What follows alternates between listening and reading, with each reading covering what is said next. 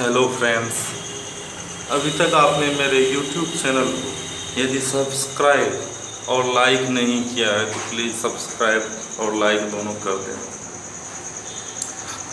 आज मैं आप लोगों को बताने जा रहा हूँ कि आप एक अच्छे माता पिता और एक अच्छे शिक्षक कैसे बन सकते हैं। मैं बताना चाहूँ कि एक अच्छे व्यक्ति का सबसे बड़ा क्वालिटी होता है कि वह एक अच्छा शिक्षक होता है। शिक्षक का यह अर्थ नहीं होता है कि आप जो है किसी क्लास में पढ़ा रहे हो या फिर किसी स्कूल में पढ़ा रहे हो। शिक्षक का मतलब होता है कि वो आपको कुछ भी, जो भी व्यक्ति आपको कुछ भी सिखा रहा है तो वो आपका शिक्षक है। तो सबसे फर्स्ट शिक्षक आता है मदर फादर। आजकल के ज़माने में ऐसा देखा जाता है कि बच्चे जो होते हैं अपने मदर फादर से सीखना पसंद नहीं करते हैं। मदर फादर जब भी बच्चे को कुछ सिखाना चाहते हैं तो बच्चे सीखना नहीं चाहते हैं। मदर फादर को गुस्सा आ जाता है और मदर फादर क्या करते हैं, एक दो चमेटा उसको लगा देते हैं। इससे जो होता है बच्चे और ज़्यादा पढ़ाई और मदर फादर से अलग भागना चाहता है। आज जो है हम लोग दो तरीके के शिक्षकों के बारे में बात करेंगे। एक शिक्षक जो कि आपके घर पे आकर के आपको पढ़ाते हैं, जो कि एक दो स्टूडेंट के बीच में आपको पढ़ाते हैं। वैसे शिक्षक के रूप में आपके मदर फादर भी हो सकते हैं, और अगर कोई होम ट्यूटर होता है तो वो भी इस शिक्षक के दायरे में आ सकता है। और दूसरा शिक्षक होता है जो कि आपको स्कूल या कोचिंग में आपको पढ़ाता है। तो सबसे पहले हम लोग इस फर्स्ट टाइप के शिक्षक के बारे में बात करेंगे, क्योंकि जनरली इस तरह के शिक्षकों के बारे में कोई नहीं बताता है कि किस तरीके से पढ़ाना चाहिए। जब आप एक दो स्टूडेंट को पढ़ा रहे हो या आपके मदर फादर जब आपको पढ़ा रहे हो तो किस तरीके से पढ़ाना चाहिए। जनरली यूट्यूब पर आप देखिएगा तो किस तरीके से क्लास में पढ़ाना चाहिए, वैसे वीडियो बहुत सारे भरे हुए हैं, लेकिन इस टाइप का वीडियो नहीं है। और उसके बाद हम लोग चर्चा करेंगे कि सपोज कीजिए आपको क्लास में कहीं पढ़ाने का मौका मिल जाए या किसी स्कूल में पढ़ाने का मौका मिल जाए तो आप किस तरीके से पढ़ाएंगे। सबसे फर्स्ट रूल होता है जब आप किसी एक दो स्टूडेंट को पढ़ा रहे हैं तो सबसे फर्स्ट रूल है कि लिसन टू योर स्टूडेंट। अपनी विद्यार्थियों की बात को सुने। अक्सर टीचर क्या करता है, वो खुद बोलने के चक्कर में रहता है और स्टूडेंट की बातों को वह नहीं सुनता है। सपोज कीजिए स्टूडेंट कुछ बोलना भी चाहता है तो उसको जो वो डांट देता है। एक दो लाइन टीचर बोला, दो चार लाइन अगर स्टूडेंट बीच में बोल दिया तो भाई टीचर का दिमाग गर्म हो जाता है, वो दो चार चमेटा तक लगा देता है। ऐसा हम लोगों को नहीं करना चाहिए। सपोज कीजिए जनरली क्या होता है कि अच्छे स्टूडेंट वो बीच में नहीं बोला करते हैं जब टीचर बोल रहा होता है, लेकिन कुछ स्टूडेंट ऐसे होते हैं जो कि जिसकी आदत होती है जैसे टीचर कुछ बोलना शुरू किया कि बीच में दो चार लाइन जो है वो बोल देते हैं।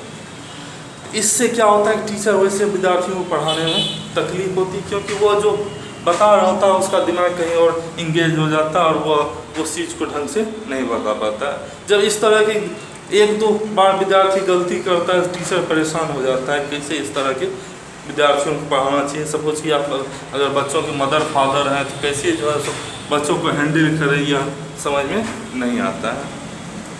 तो इस तरीके के बच्चों को हैंडल करने के लिए ही जो आज हम आप लोगों को बता रहे हैं। सबसे पहले वैसे बच्चों को हम छोड़ देते हैं जो कि बहुत अच्छा कर रहे हैं, जो आपके बीच बीच में नहीं बोल रहे हैं। जो बच्चे बीच बीच में बोल रहे हैं वैसे बच्चों के लिए एक रूल होता है कि लिसन टू योर स्टूडेंट। अपने विद्यार्थियों की बात ध्यान से सुनें। सपोज कीजिए आप दो चार लाइन कुछ बता रहे हैं, उसी टॉपिक पे वो दो चार लाइन बीच में बोल दिया तो आप रुक जाएं और उसकी बातों को ध्यान से सुन लें। ऐसा करने से बच्चों को अच्छा लगेगा।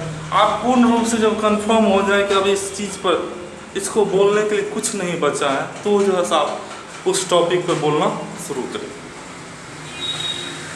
ऐसा अगर आप करते हैं तो बच्चों को आप बेहतर हैंडल कर सकते हैं। सपोज कीजिए आप बच्चों की बातों को पूर्ण रूप से सुन लिए तो आपको पता चल जाएगा बच्चों को इस टॉपिक में कितना नॉलेज है। उसके बाद अगर आप बताना चाहते हैं तो आप और बेहतर बता सकते हैं। ऐसा करने से बच्चों का जो है सो एक्सप्रेशन पावर भी बढ़ता है जब आप उसको बोलने का मौका देते हैं। अगर आप इस तरीके से पढ़ाते हैं तो आप बहुत अच्छा पढ़ा पाएंगे।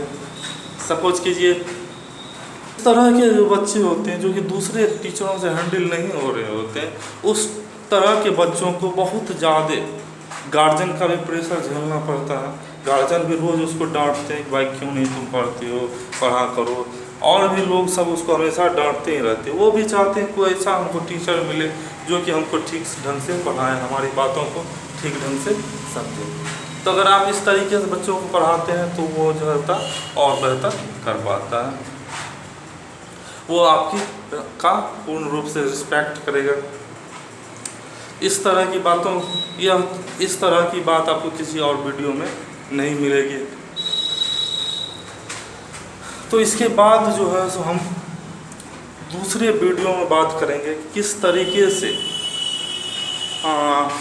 आप जो है क्लास में पढ़ाएं और किस तरीके से कोचिंग में पढ़ाएं। इस तरीके से अगर आप क्लास और कोचिंग में पढ़ाते तो आप बिल्कुल भी बच्चों को नहीं पढ़ा पाएंगे। यह रूल कि अपने बच्चों को, अपने विद्यार्थियों को ध्यान से सुने, यह सिर्फ जो है एक दो स्टूडेंट के साथ जो है सो आप करें।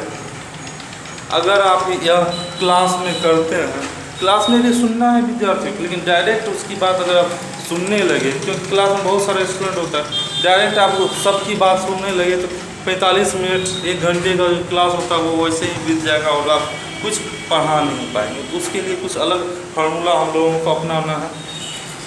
तो आज के लिए इतना है। इसके दूसरे पार्ट में हम लोग सीखेंगे क्लास में किस तरीके